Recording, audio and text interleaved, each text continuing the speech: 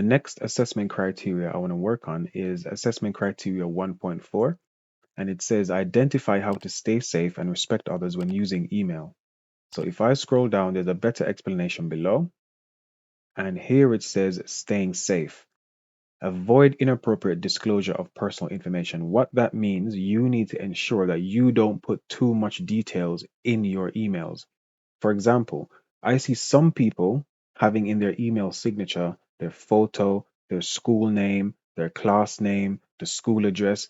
That's a bit too much information. So if you have any of that, you need to remove it because it is, in my opinion, inappropriate. Listen to what your teacher says, obviously, but I think that's a bit too much because some of you guys might actually start emailing people outside of school, and that is very, very, very, very dangerous. Because if someone knows what you look like, they can find you.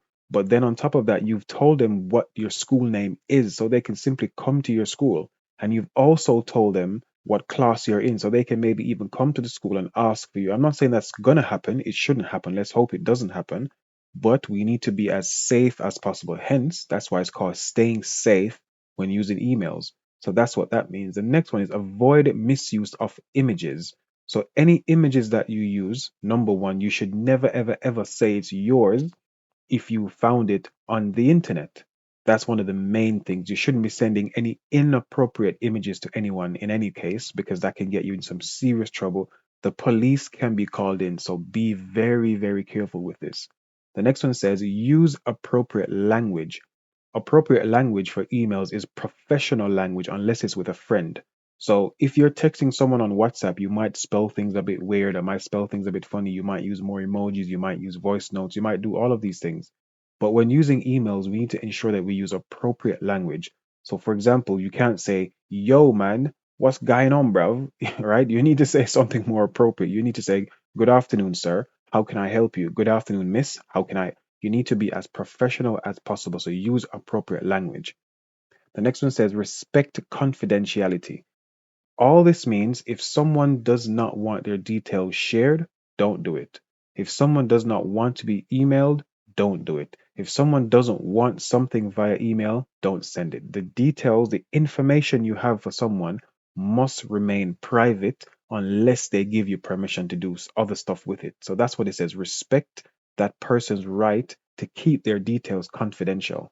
Don't share it with anyone else. If someone tells you something via email, don't share it. If someone gives you some personal information via email, don't share it. The last one says use copy lists with discrimination. Again, these are very big words. They try to put big words in here. I don't know why it's only an entry level qualification.